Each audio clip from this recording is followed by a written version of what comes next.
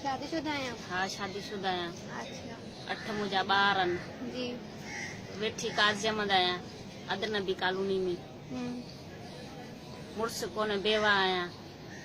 ॿार आहिनि मूंखे 8 बचड़ा आहिनि जेको मां रोज़ी करे कपिड़ो खपाए मां ॿार तातियां थी। माण्हू भेण मूंखे नथा ॾियनि सहन कोन था असांखे। मां बेवा आहियां हर को मूंखे माना जाइजाजी मूंसां करे थो बेवा सां छो जो मुंहिंजो वाह कोन्हे मुंहिंजो वारस कोन्हे को केरु कोन्हे मुंहिंजो। शादी हुई मामे जे पुट जी मां शादी ते वियसि घर खे ताला ॾेई वियसि वरी उतां मोटियसि शादी खां 9:30 बजे मां मोटियसि तालो खोलियमि अंदरां कुंडी लॻी पई छोकिरे खे टिपाए मूं चयो अंदरां कुंडी कंहिं ॾिनी आहे अंदरां छोकिरे खे टिपाए मुंहिंजो अंदरि वञ त कुंडी खोल त अंदरि आहे केरु छो तालो कंहिं कुंडी ॾेई छॾी छोकिरो टिपी अंदरि मुंहिंजो कुंडी खोलियमि त कमरनि में हिकिड़ो भाई वरांडे बीठो आहे ॿियो अंदरि कमरे में माना सामान बमान मुंहिंजा टिड़िया पिया आहिनि चोरी पिया कनि।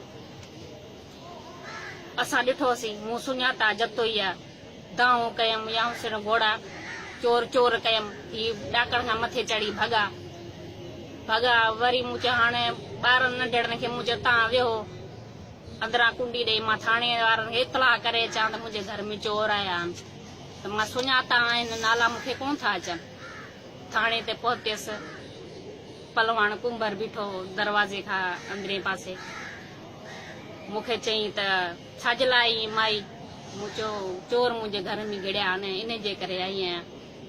जी ऑफिसर अंदरि वेठो आहे साहब कमरे में उते हल मुंहिंजो ठीकु आहे मां जो क्वार्टर ते वियसि त हिकिड़ो अंदरे पासे कमरो ॿियो ॿाहिरे पासे कमरो मूंखे अंदरि विहारी थी वे साहब अचे थो मोला बस ख़ासकली वेठो उन फोन कई साहब ॾे साहब खे फोन ते ॻाल्हाई प्यारी आई आहे चए थी मुंहिंजे घर में चोर घिड़िया आहिनि आई आहे मूं विहारियो थो मांसि क्वार्टर में वेठी आहे एसे चए हुनखे फोन ते अलाए छा चयो फोन बंदि करे ॿाहिरि वियो 12 थी मोटी आयो मुंहिंजो मुंहुं बंदि कयो मुंहिंजी ॿाहूं ॿधी छॾियूं टंगूं मुंहिंजूं ॿधी छॾियूं।